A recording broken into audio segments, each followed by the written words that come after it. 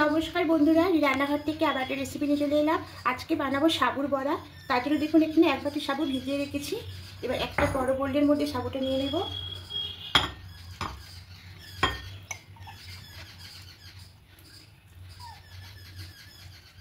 এটা ছোট দানা সাবু নিচ্ছি, আপনারা বড়টাও নিতে পারেন। এবার এখানে কিছু উপকরণ দেব। এর সঙ্গে ময়দা দিয়ে দেব, বড় চামচে 2 চামচ দিলাম, মানে 2 হাতা মতো দিয়ে দিলাম ময়দা। এবার এখানে দেব কাঁচা লঙ্কা কুচি, নারকেল কোড়া দেব,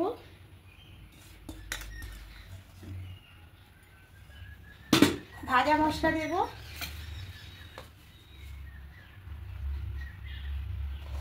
হলুদ গুঁড়ো দেব,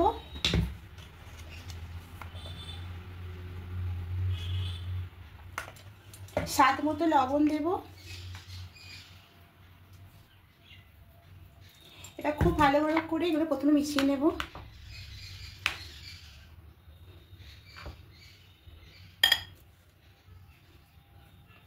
হাতে করে এভাবে এগুলো খুব ভালো করে মেখে নেব। দেখুন খুব ভালো করে মাখিয়ে নিয়েছি।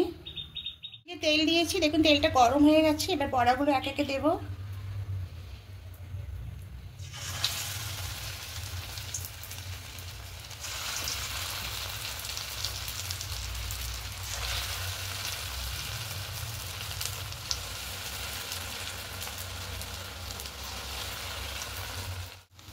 এবার এই পিঠটা উল্টে নেব।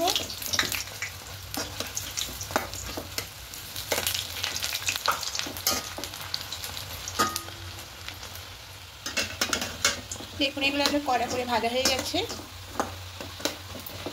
এবার সবগুলো তুলে নেব।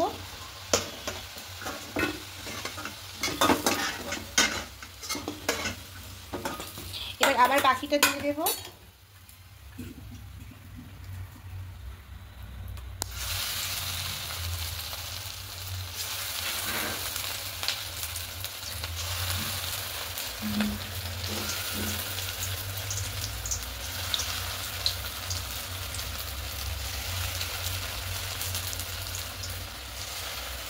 দেখুন সাবুর বড়াগুলো একদম রেডি হয়ে গেছে। তা আমি একটা ভেঙে দেখাচ্ছি কত সুন্দর হয়েছে।